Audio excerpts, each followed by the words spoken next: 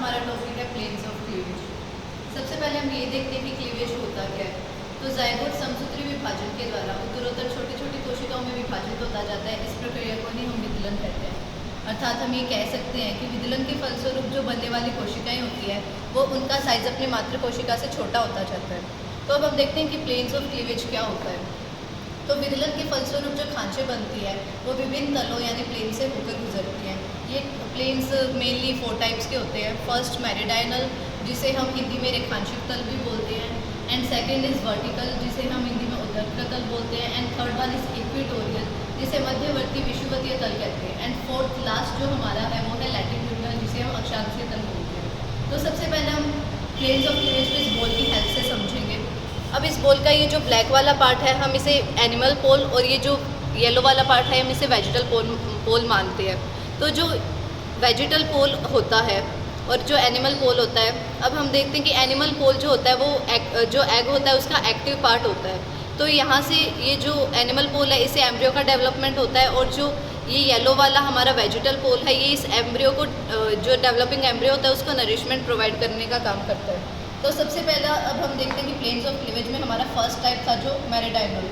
अब मेरिडाइनल plane of cleavage के अंदर क्या होता है कि इसके अंदर वेजिटल पोल से एनिमल पोल की तरफ, एनिमल पोल से वेजिटल पोल की तरफ सेंटर से होते हुए एक क्लीवेज फरो का निर्माण होता है, यानी एक विदलन खांच बनती है।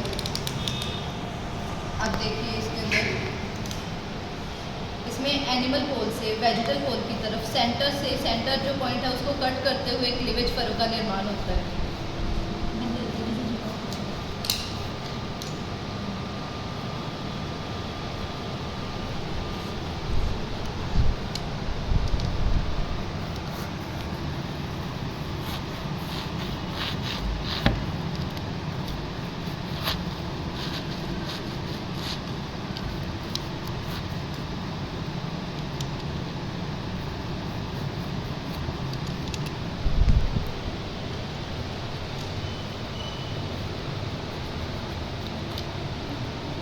अब आप देख सकते हैं कि इसमें बिल्कुल सेंटर से होते हुए एक लाइन बनी है, जिससे कि ये जो हमारा जाइगोट था इसके अंदर एनिमल पोल से वेजिटल पोल की तरफ सेंटर से कट होते हुए एक फरो बनी, जिसके फलस्वरूप ये जाइगोट 2 कोशिकाओं में विभाजित हो गया। इन कोशिकाओं को हम ब्लास्टोमियर्स कहते हैं।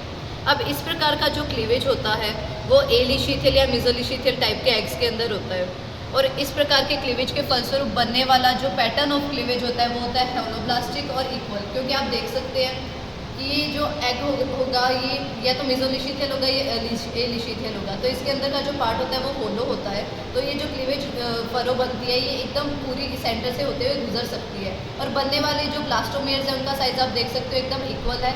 तो बनने वाला जो पैटर्न ऑफ क्लीवेज होगा वो होलोब्लास्टिक और इक्वल होगा। अब सेकेंड टाइप का जो क्लीवेज था वो था हमारा वर्टिकल। अब इसके अंदर होता है कि ये जो क्लीवेज फरो बनेगी ये एनिमल पोल से वेजिटल पोल की तरफ ही बनेगी, पर ये सेंटर से होते हुए नहीं जाएगी। ये सेंटर के इर्द गिर्द यानी दोनों साइड या तो बाएं तरफ या दाएं तरफ ये जो फरो होगी उसका निर्माण होगा।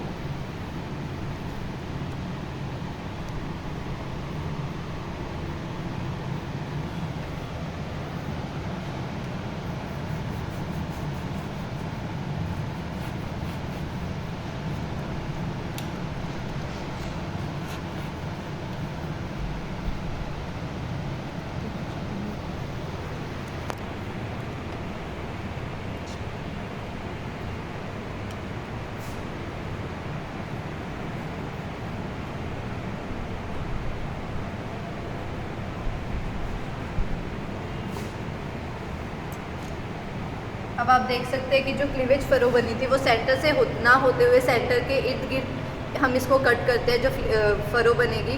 तो इसके फलस्वरूप जो बनने वाली कोशिकाएं होंगी वो आकार में असमान होगी। तो ये इस टाइप का जो क्लीवेज था वो था वर्टिकल प्लेन ऑफ क्लीवेज। अब इस प्रकार का जो क्लीवेज होगा वो पॉलीलिशीथियल टाइप के एग्स के अंदर होगा, क्योंकि जो पॉलीलिशीथियल टाइप के एग्स होते हैं उनके सेंटर पार्ट में योग पाया जाता है। तो योग होने की वजह से जो बनने वाली फरो होती है वो इसके सेंटर से इसको पूरी तरीके से नहीं काट सकती, इसलिए ये इस सेंटर के इर्द गिर्द फरो बनती है। अब जो हमारा थर्ड टाइप था इक्वेटोरियल, इसके अंदर जो फरो बनेगी वो जो एनिमल और वेजिटल एक्सिस होगा, यानी जो एनिमल पोल और वेजिटल पोल को हम मानते हैं कि एक एक्सिस बन रहा है इन दोनों के बीच में, उस एक्सिस को वर्टिकली इक्वल पार्ट्स में डिवाइड करेगी। यानी अब जो क्लीवेज फरो बनेगी वो वेजिटल और एनिमल पोल के एक्सिस के 90 डिग्री पे बनेगी।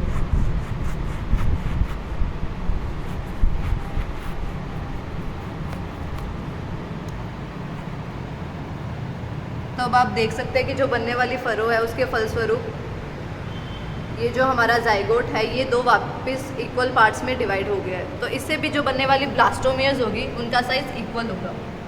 तो इस टाइप का जो क्लीवेज होगा वो भी एलिशियल और मेसोलिशियल टाइप के एग्स के अंदर होगा। अब हमारा लास्ट वन क्लीवेज जो था वो था लैटिट्यूडनल। अब इसके अंदर भी बनने वाली जो क्लीवेज फरो होगी वो भी वर्टिकली हम बोल सकते हैं कि ट्रांसवर्स बनेगी, पर सेम चीज़ जैसे हमने वर्टिकल वाले में देखा था कि सेंटर से होते हुए नहीं गुजरेगी। तो अब जो क्लीवेज फरो बनेगी, ये जो मध्यवर्ती तल था इसके इर्द गिर्द दोनों साइड ये क्लीवेज फरो बनती है।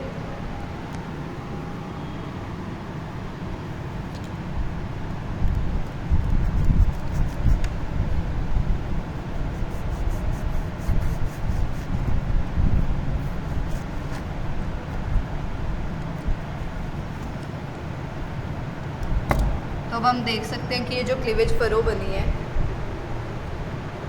ये सेंटर से ना काटते हुए सेंटर के इर्द गिर्द कटती है, जिसकी वजह से अब जो जाइगोट के अंदर जाइगोट के फलस्वरूप बनने वाली ब्लास्टोमियर्स होती हैं वो अनइक्वल साइज में डिवाइड हो जाती है। तो आज का हमारा टॉपिक है